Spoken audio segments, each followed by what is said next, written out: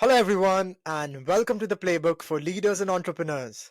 Today, we have a very inspirational guest whose journey will surely inspire you today. He's a business growth strategist where he helps entrepreneurs grow their business by helping them attract the right clients. He's also an exceptional public speaker where I had the honor to listen to him at an impromptu public speaking competition where Lewis was competing at a district level. Without any further delay, I'm very excited to welcome Lewis Berrisford. Lewis, welcome to the show. Thank you, Sid. I'm happy to be here with you, and I'm looking forward to sharing some tips with your listeners. Thank you, Lewis. So let's start off. So please could you give us more insights into your business and personal life so our listeners can get to know you a little bit more? What I do is that I help small to medium sized businesses attract their ideal clients and double their income. For example, I had a young lady, she wanted to start up a business and she was very confused, not sure what to do. She consulted with me. We sat down and we discussed what it is she wanted to do, where she was, where she wants to get to. And I help her to figure it. I help her to clarify, which is one of the things I do, help people to clarify where they want to go. Because if people don't know where they want to go, that is usually one of the biggest challenges that some business owners have, lack of clarity. So I help with the clarity of the vision. So after I helped her clarify her vision. She went out, she hired a room, and she started marketing. She wanted to work with young people to teach them dancing. And she had a group called Motivate West Yorkshire, which was all about motivating people, getting them energized, getting them excited about life. It was about uplifting people, and she had been stuck on that for a number of years. And after we had about 3 sessions, she was freed and she was ready to run with her business. It was amazing. I've never seen somebody took action that quickly. It was amazing. Right. And what about your personal life? How did you get into business, being a business strategist? Well, that was an interesting journey because I grew up in the Caribbean and I grew up as a Uh-huh. farmer, which Okay. meant I used to go with my grandmother to the market every week to sell our products. So as a result of going to the market, I learned a lot about entrepreneurship. And if you grow up in some countries in the world, you have to fend for yourself. You have to make a living. You don't go on the dole. You don't get unemployment benefits. Everybody has to work. So entrepreneurship and farming and other forms of earning an income is what people have to do to make it in life. So I grew up as part of that culture. I had my own pig farm. I used to rear pigs and sell them. I was also doing some farming, planting yams, tanyas, dashing, going to the market, selling French cashew. It was an exciting time to be. Right. So all your life you've been an entrepreneur. That's exciting. So tell us about your journey from the Caribbean to the UK. How was that like? Well, that was interesting because I came to the UK as a missionary. When I was back Okay. home in Grenada, I got involved with the church. It was an African church, and people normally go on pilgrimage. You travel the world and you share the gospel with other people.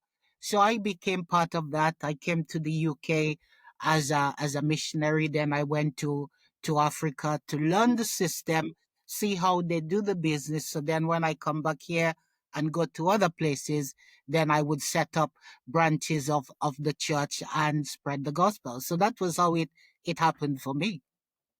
Nice. Mm. So what are some key lessons you have learned from your grandmother that still guide your decisions today? Well, one of the key lessons that still guide me today is the whole idea of wisdom. My grandmother brought me up on a biblical character because Solomon, she took all her knowledge from Solomon. They said Solomon was one of the wisest men in the world, Wait, and tell us about Solomon. Who is it? Who is it in general? he's a biblical character, so he was one of the kings in the Bible, and Okay. he was also very wealthy. There is a story about Solomon where two ladies, were in hospital and they both had a child. One slept on the baby and the baby died. So they went to King Solomon and said, "We need a solution. Whose baby is it?" So the woman whose baby it wasn't, so Solomon proposed, what we could do, we could split the baby down in half. You get half of the baby, and the other woman got the other half. I mean, naturally, you know what would happen if that was the case. Yeah, yeah. But the woman whose baby it wasn't was adamant that Solomon should split the baby in two and they both get half each. The other lady, who was the real mother, she pleaded with Solomon and said, if that was the case, just give her the baby. Then Solomon came to the realization whose baby it was. So Solomon was seen as really wise person. And my grandmother, they didn't have formal schooling, so they had what I call street wisdom that empowered them to do everything that they did. And one of the things she taught me was that we go to university to get knowledge, but they actually had that knowledge because that's what she calls being a scientist. And for her, being a scientist is living by what you know. So your knowledge gives you the ability to do things. And she had pretty much everything she wanted in life. She was kind, gentle, and supportive. So all of my knowledge, my understanding about how to listen to people, how to engage with people, came from observing her, listening to what she was telling me when I was growing up. Very nice. And what did your family business teach you about entrepreneurship and business growth? Well, there wasn't any formal education, but you learn as you go along. I mean, everything was based on the seasons. So Okay. which means preparation was a big part of what we do. So you need to know when to prepare, when to get ready. So for example, let's say we're planting yams, right? Okay. Around September, December would be the planting time, and then about June, July would be the harvest time. But the yam plant, when it is ready for planting, they start to sprout eyes, what we call eyes. You see a little white bird start shooting. So you know it's time for planting. Then you have to prepare the soil. Then you have to, cultivate it. You plant, you nurture, you get rid of the weeds. So everything it's around planning and knowing, because if you don't fertilize at the right time, then the crops wouldn't be able to nurture and grow. Again, you have to know when to harvest because then the rainy season starts coming in. So it's a series of understanding the different elements and how they combine together, and you need to operate within that. So knowing the seasons was really key. Right. And what about the growth strategies? Any key growth strategies that you learned from your family business that you still apply with your clients, for example? Well, the key growth strategies was based on the idea of clarity, understanding what it is people need. Because if you don't know what you need or where you're going, you wouldn't even know when you get there. So that was one of the key growth strategies. Even working with people now, one of the biggest problems they have is a lack of clarity. So after I help them to clarify what it is they need, then the marketing and the sales and everything else come on board. And Nice. again, Let's. Mhm. having to go to the market every week, then I had to speak to people. So I developed my communication skills. The people we're selling to, I had to negotiate with them. So I also developed my negotiation skills. And sometimes people do a lot of trading or bartering. So you say, this is 20 pounds, and they say, no, maybe 18 pounds or 10 pounds even. And you have to learn to manage. Yeah. Nice. And you also mentioned a lot of the 3C process in your business strategy. So, what is the 3C process and how can businesses effectively implement it for growth? Okay, the 3C, the first C is about clarity. So, clarity of vision, clarity of purpose, because as I say already, without clarity, one doesn't quite know where one is going. And even if you get there, you wouldn't know when you arrive there. So first there is the clarity. And then once you get the clarity, then you need to connect. But first of all, it's about connecting with oneself.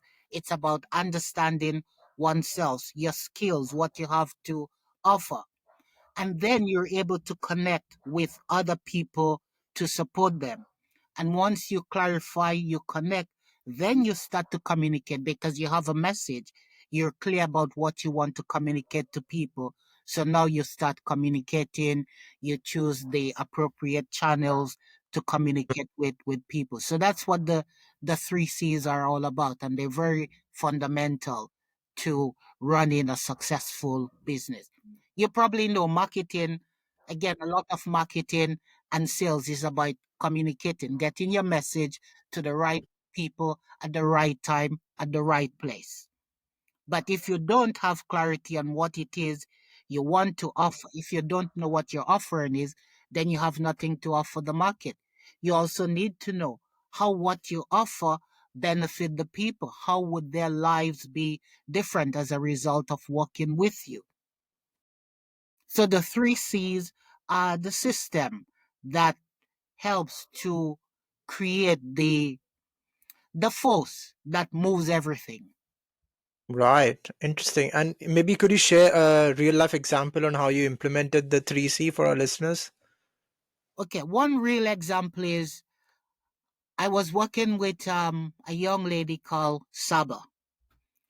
She came to me with, I knew her for a while and she had been struggling with getting the business set up.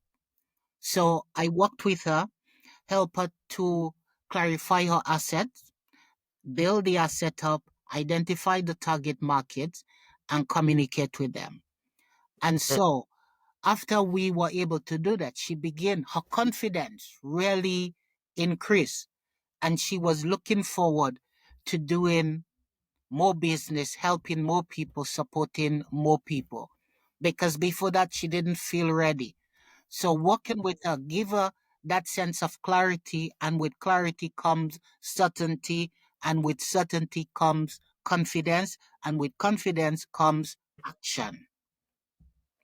Nice. And where do you learn about business strategy from? Like, do you recommend any books or website that which you use to learn about it? Well, I learned by working with people practically. So I would start with my grandmother, and that's where I learned most of it. But outside of that, I did an MSc in marketing and management. So I learned a lot about marketing, strategy, business growth, and development. But I also work with some of the international marketers, people like Don Kennedy, people like Jay Abrahams, people like Joel Bauer. I'm part of a group with Succeed from the Start, which is run by Angela Roth. So these are some of the people I've worked with, and they're very practical. I also was part of Andy Harrington's crowd as well. You know, he is a public speaker and he supports people to, develop their business through public speaking. In addition to that, I'm also a member of Toastmasters, so I'm learning, my speaking skills from there as well. So I mean, I do read a lot because I'm a senior lecturer in business management. So you can imagine I'm always researching, reading, and writing. Nice. And you mentioned you're a business lecturer as well. So is there any like new theories or concepts has come in with AI and strategy that you could share with our listeners that's helping us maybe implement the strategy in a better way? Well, the key thing about all the AI and new technology is about adaptability because the fundamentals are the same. We need to communicate with people. We need to speak with people. We do business with people. So key skills like leadership, listening, influence, persuasion, these remain key. But we need to learn to adapt to the technology. So just having the technology without understanding what Mhm. moves the technology, it's It's no help, it's not very helpful. So I have friends and they would say, okay, they go to GPT chat, right? But if Yeah. they don't understand what a clear message is, you see, what the steps are to raise awareness when you're doing marketing, the GPT chat doesn't give you the answer. So you still need the hardcore knowledge to make those things work. So it's interesting, but I think, listening to people, listening to customers and understanding them, having a conversation with Mm. them to understand their needs would be the Yeah. things that would help one more. I mean, the technology makes it easier to leverage certain aspects of the business, but it doesn't necessarily replace everything else that you need to make the business function effectively. So, what are the most critical skills needed to build long-term relationship with clients? Because you work with a lot of clients, Lewis. I'm interested to know how can we build that long-term relationship with them. Let me give you an example. At the moment, I'm working with a group of managers, potential leaders, and business owners, right? They're all international and they don't know each other. I asked them to do a presentation for me, and they were all very nervous because they feel they don't have the skills, they don't know what to say, they're not sure how to prepare. So I have been preparing them, getting them ready for the big day when they do the presentation. And as we go through the presentation, I do it in such a way that they draw on their internal strength, their internal power. So they're discovering things about themselves that they didn't know. Interestingly, after I ran the first session with them, I got everybody to come up and say something about themselves so they get to know each other. I was amazed by the end. People were exchanging telephone numbers, exchanging emails because they were together for about 6 weeks prior and nobody made a move to get to know each other. But after I did that activity with them and they get to understand the skills the other person has, what the other person brings, they were really ready to connect with each other. And I think relationship comes out of a certain kind of knowledge, knowing who the person is, what they stand for, what their value is. And before I did that activity with them, they weren't sure about that. So they realized they could actually trust the person because they now knew more about the person than they've previously thought. Yeah, actually, tell me more about this. So, 6 weeks before, the clients weren't interacting that much, but after 6 weeks, when you did that activity, they started interacting more. So, what was the thing that more specifically you could tell us about? So, I know they share about themselves more. So, what else could you I could think share? what was coming out from all of this was they were understanding they have skills that they didn't know that they have. So one of Right. the things I do, I call myself a knowledge archaeologist. So I help people to realize the skills, the asset that they have, but don't realize. And so when they realize the assets that they had that they didn't know about, they were able to see how they could connect with other people. In other words, the need for doing joint ventures became apparent because they were saying, I have this set of skills and I know that, but I need the AI sets of skill and this person has that. So now they started to trade skills and interact with each other based on what they needed once they understood what the other people offered. But before that, they had no clue what each other were capable of. So that's one of the things I like to do with people, help them to build the relationship. Yeah, quite interesting like that. So, Lewis, you've also written a book on business strategy for next generation. So, please could you tell us what does Windrush teaches us about business strategy for the next generation, and what is Windrush, by the way, as well? Well, I have this book here. I don't know if you could see, right? Yes, we can kind of see it now. Yeah. Yeah. So it all came out of my work being a community development worker because I used to work in the community. I support community leadership, community engagement, and I organize a range of activities to bring communities together, to unite people. And that's my way of giving back. So it was the sixth, when was it? 2018, I think it was. And I did a joint venture with a number of people from a group called MOB, Marshfield, Odsall, and Bankfoot Enterprise. And they were looking to celebrate Windrush. What had happened in about 1948, about 400 plus people came from the Caribbean on a vessel called the Windrush. So that was the first wave of mass migration after the World War. I mean, people have been coming from the Commonwealth to the UK, forever.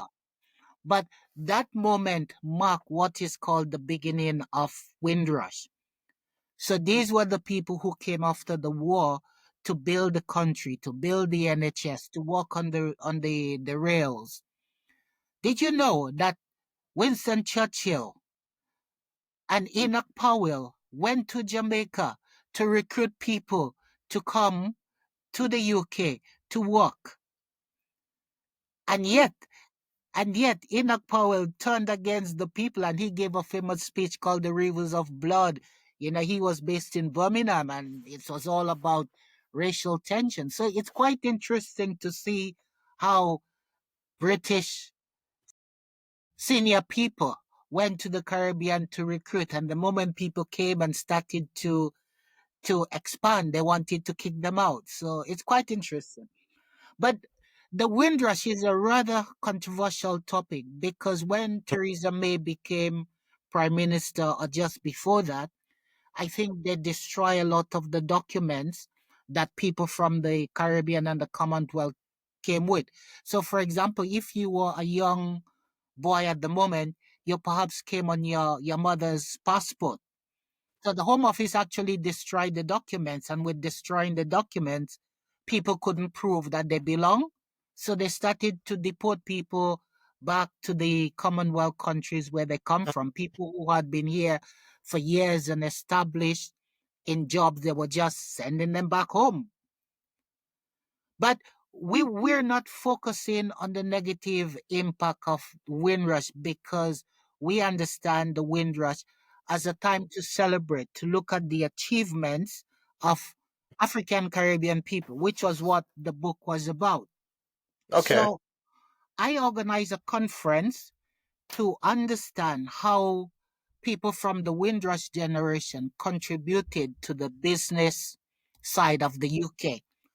Because I think even Theresa May, one of the former prime ministers, she was saying that we should all enjoy the wealth of the nation. And so I wanted to see how people from the Caribbean, people from Africa were enjoying the wealth of the nation. And the best way to look at that was for me through business, looking at the contribution of those people who are running businesses because they would provide employment for people, and if they're providing employment, then it means that there would be less people destitute. If we think about racial discrimination, we'd say, well, people employing our people. So, in that sense, we wanted to understand how businesses or black businesses contribute to that. What were some of the challenges that they were facing? And I had business owners share some of the challenges that they were facing and what strategies they thought were useful for the next generation of younger people to engage more in business. Do you mind sharing some of those strategies with us to overcome any challenges? Well, one of the strategies we focused on, or the book focused on, was clarity was one of those areas, but Yeah. it was also looking at how people value their asset. So what assets people have and how you value that. So at one level, we would look at people's family, their financial resources, their networks. So that would have been one strategy. The book also looked at aspects of marketing. how you market your service. It was also about strategy. How do you put the right strategies in place to ensure sustainability? And strategy was about where are you now and where do you want to get to and how do you get there? So these were some of the lessons. It's an ongoing piece of work, and I'm continuing with the work through my academic portfolio, but I'm also part of the African Business Association, a group that was started in Bradford about almost 2 years now. And our aim is to empower people of African descent to get more involved with businesses. So we run a series of networks to connect different people. We run sessions on finance and giving people a space to really develop their thinking and their ideas. So that's the work I continue to do as part of the Windrush. But we see the Windrush as a landmark in British history. Quite fascinating, Lewis. Thank you for sharing. And another question on that. So, from the conference, could you share maybe uh, a story of a business owner overcoming challenges that might inspire an entrepreneur who's going through a challenge at the minute? Anything you could share on that, if you Well, remember? there is one colleague of mine, and he runs a printing business. And he would, when he tells the story, and he shared the story with us many times, he said he mortgaged his house, he bought a building, and he lived in the building. The building was unfurbished. He had to renovate it and he had to build it up. So he went through that for a number of years until the business became really successful and flourishing now. And he's probably the number one African Caribbean person in the area that produce all kinds of signage, marketing posters for people. So it took him a while to build it up, but yes, he got there in the end. The entrepreneurial struggle is real for sure. Um, It is real, and I think people have to be prepared for some challenges as well. And I think it's out of the challenges, one grows. So it's not a bad thing altogether. And again, we need to be creative. We need to find solutions to problems that we have and other people need solution to. Mhm. And in when you're consulting your clients, let's say your client faces a challenge. So how do you know when to pivot a strategy or when to persevere with the strategy? It depends on what the challenge is. So I had one business owner who consulted with me because they were in the leisure industry, but they weren't doing particularly well. And one reason they weren't doing well is because they weren't sure who their target was. So at one point they were focusing on schools, at one point they were focusing on executives. So they were all over the place. So when they came to me, they wanted to know, Louis, who should we really focus on? What should our target be? So based on what they suggest to me, what they see the challenge was, and based on the research that I've done, I then able to provide a strategy for them. Another example was a restaurant group. They were in the middle of Bradford, and they felt that they were not getting enough footfall. Although they're very close to the city center was just reopened, and there are lots of people going in and out of the city center. And they were just up where the Anglican church is, and they weren't getting enough footfall. So what they wanted was a marketing strategy based on social media to then help them to attract customers to their particular location. However, although they got that strategy, they still had financial challenges and they were not able to effectively execute the strategy because the thing was that they were working with children with learning difficulties and they were educating them, preparing them for the work environment.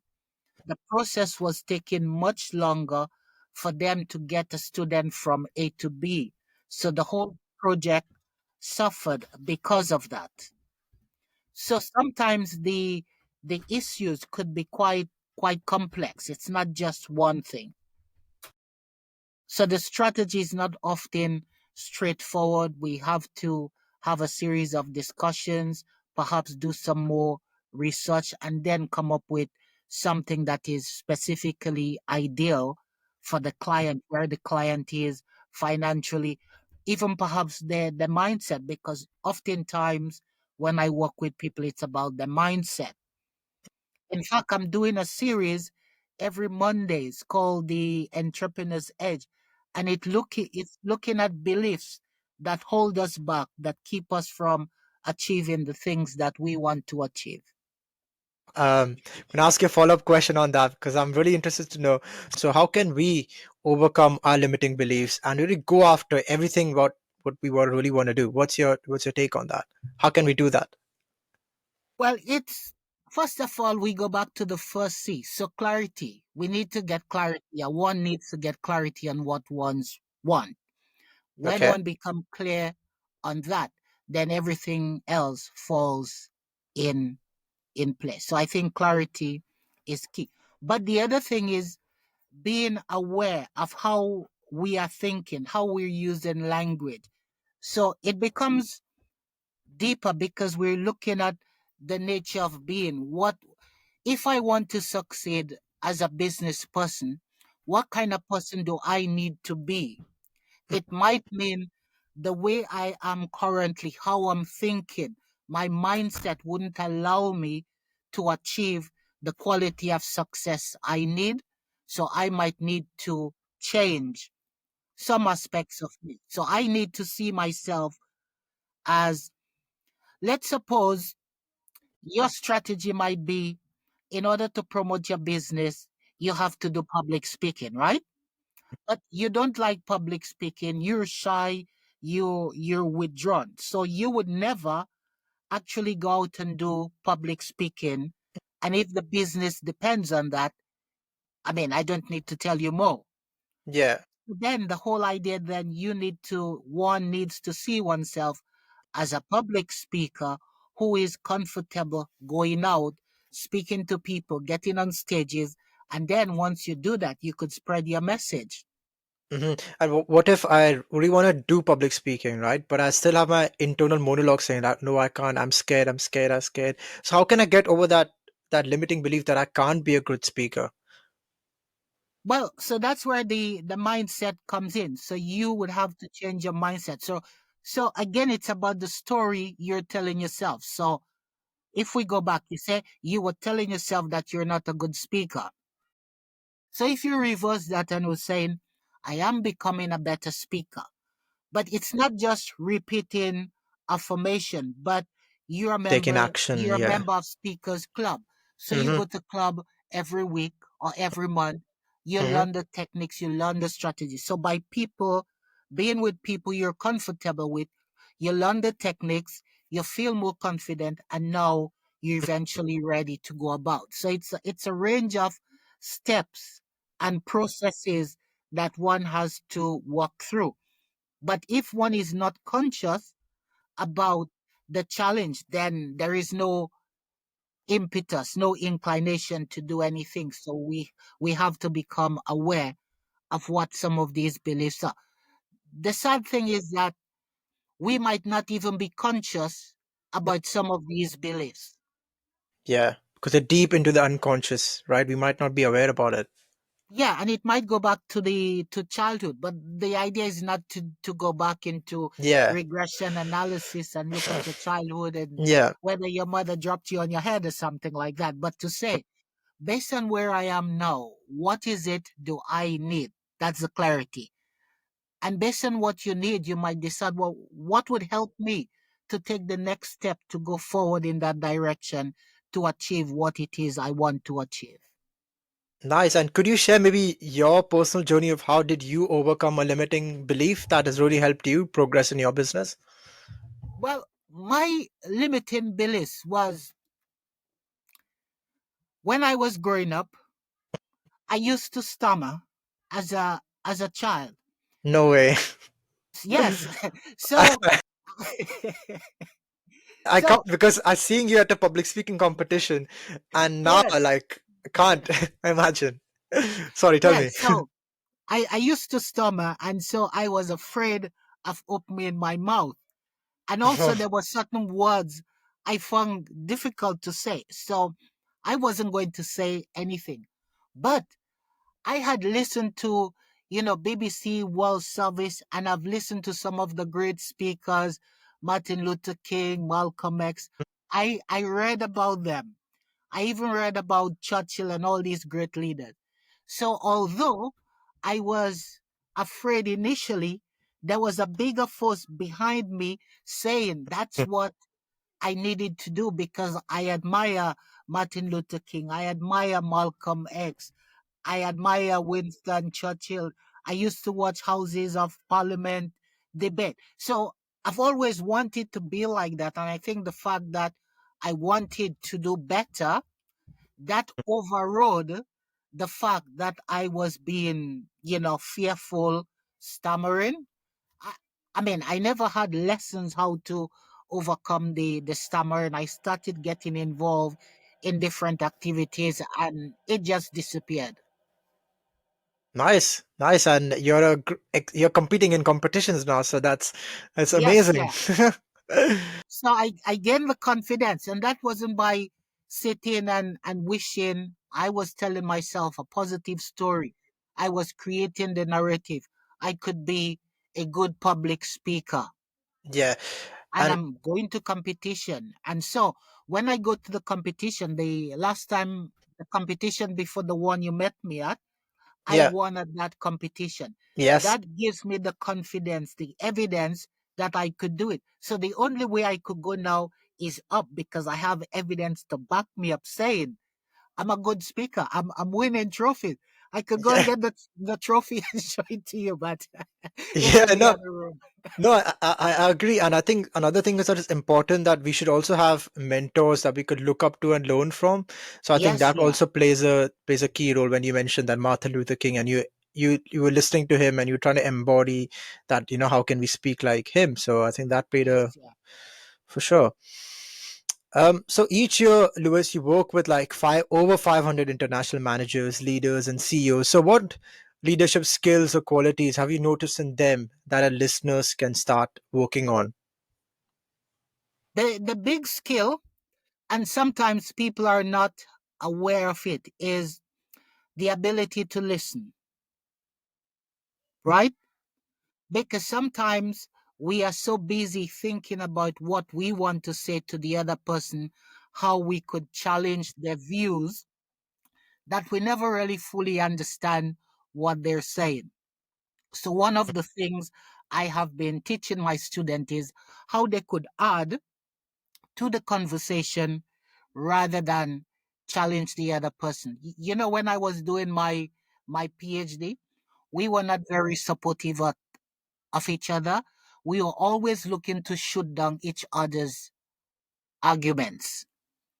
And then I realized for the people who are not as courageous, that wasn't helping them to build up their confidence. So I changed and I would say, rather than try to shoot the person down, I'll ask them a question that would help them to elaborate on something that is going to lift them up and put them in a more positive state rather than knock them down.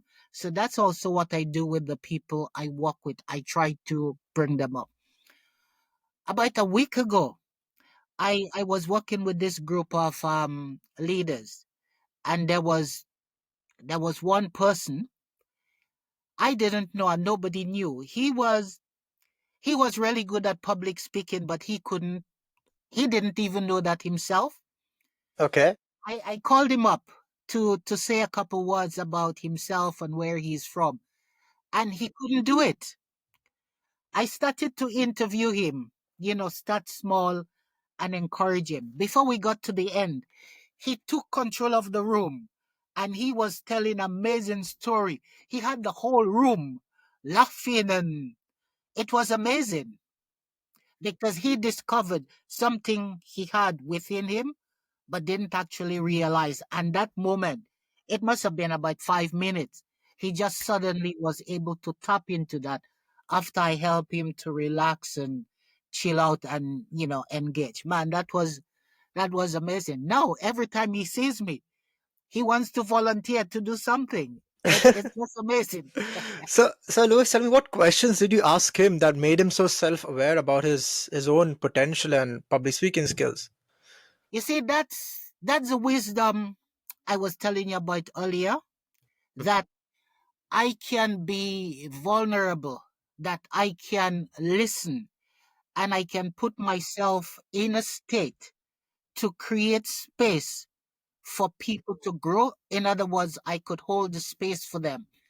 It's not always easy to explain how it is done, but I'm there for them.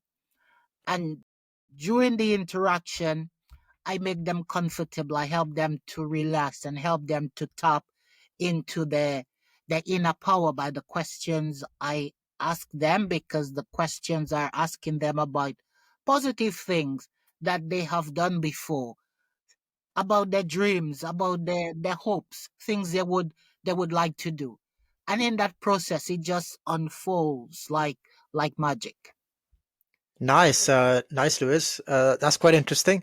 So, last question before we wrap up. So, any one life advice that you would like to share with our listeners from all entrepreneurs that could help them?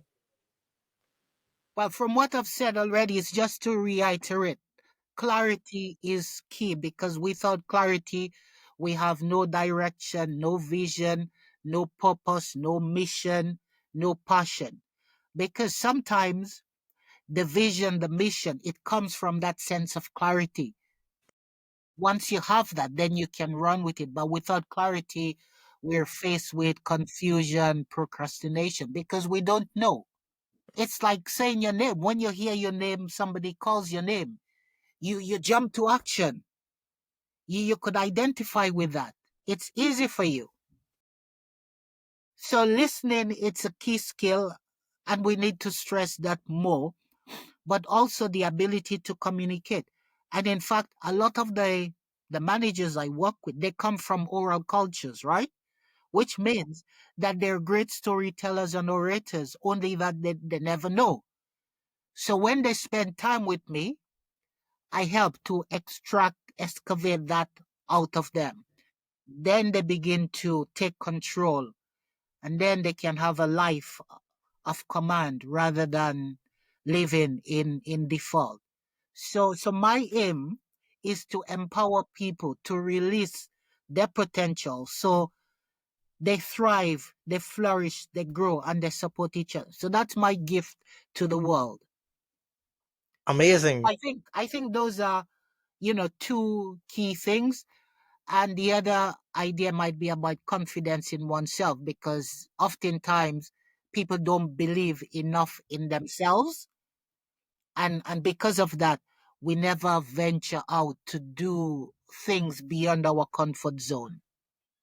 So these are 100%. probably the three things I focus on when I'm interacting with people, putting them at ease, making them feel comfortable, finding something nice about them to give them a sense of power, so they can then exalt themselves. So that's what I do. Amazing, Lewis. I've really enjoyed talking to you. Thank you so much for joining us today. For our listeners, I will link Lewis's all social media handles and his link for this book in the show notes, so you can check him out. And make sure you follow the show and leave us a review, because that will help me get more interesting guests like Lewis on the show. If you're listening to this on YouTube, make sure you comment below what is your key takeaway from this episode. Thank you everyone for listening, and thank you, Lewis, once again for joining us. You're welcome. It has been a pleasure sharing with you. Thank you, Lewis. Thank you.